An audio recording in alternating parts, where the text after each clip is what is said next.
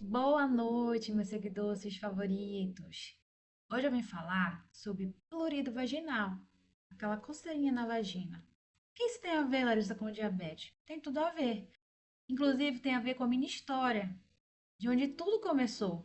Que essa história eu vou contar para vocês a partir da escolha de muitos em querer saber a minha história numa enquete que eu fiz nos stories. E eu não esqueci de vocês tampouco de contar tanto para alertar como para servir de inspiração para muitas pessoas.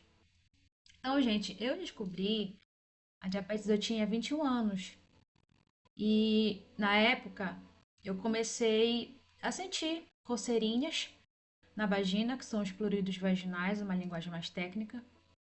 E após isso eu fui ao médico. O médico, ao passar alguns exames de rotina, constou que a minha glicemia estava alta. Estava em 182 na época, lembro como se fosse hoje. E eu levei na época para o meu professor, eu fazia um curso técnico de enfermagem, meu professor leu e falou: olha, não é para estar nesse tanto, nessa altura, mas vamos ver que pode ser reversível, porque tu não tens idade para ser DM1 e nem DM2. Porque assim, o que ele me explicou naquela época, o que ele me explicou, que DM1, diabetes tipo 1, ela se manifesta da infância até a juventude. E a DM2 já se manifesta a partir dos 30 anos. Eu não tinha nenhum, nem outro, estava em 21 anos. Então, era muito estranho não só para o meu professor, que era médico, obstetra, como para outros médicos também, que na época eu fui me consultar. Inclusive, um deles falou que meu caso era um caso raro, que precisava ser estudado e que pelo estudo eu ganharia até um transplante de células-tronco. Me levaria para Ribeirão Preto, em São Paulo, estudaria o meu caso. Só que na época, gente, quando eu descobri, para mim foi um baque. E meu pai, ele é DM1. E pra mim, eu falei, ah, acabou, não vou mais poder ter uma vida normal. Gente, eu fiquei assim, totalmente rebelde. Comigo mesma, principalmente.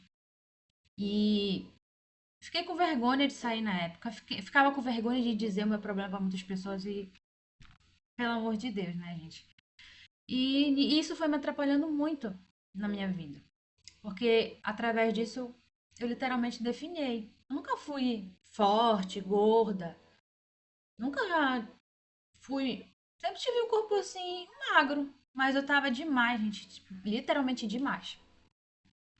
E quando eu passava na rua, na época eu morava na cidade da minha avó, que é uma cidade pequena, as pessoas chegaram a comentar que eu estava com HIV, ou chegaram a comentar também que eu tinha engravidado, tinha parido a criança e tinha dado para minha tia criar, que eu era irresponsável, enfim, associaram várias coisas que não tinha nada a ver.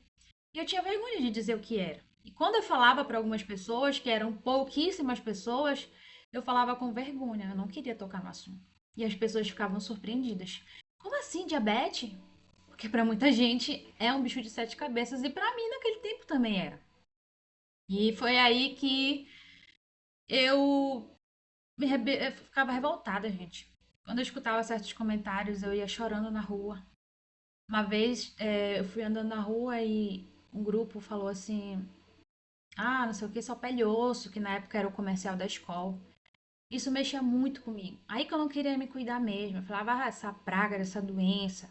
E, gente, foi daí pra pior. Então, eu negligenciei isso por muitos anos. Quando eu digo muitos, são muitos. Conclusão: depois de alguns anos, eu cheguei no sul, em Santa Catarina, onde eu morava.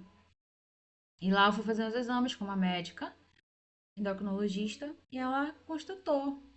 E o meu tipo de diabetes. Enfim, deu um veredito. Deixa estar que eu já estava tomando insulina. Porém, totalmente sem rumo, sem direção. Eu nem sabia se eu precisava tomar insulina. Na época, nem ela, como ela falou assim, a médica falou para mim assim que talvez nem precisasse. Teriam que fazer exames específicos, uma vez que meu caso é um caso muito raro, como é até hoje, como até hoje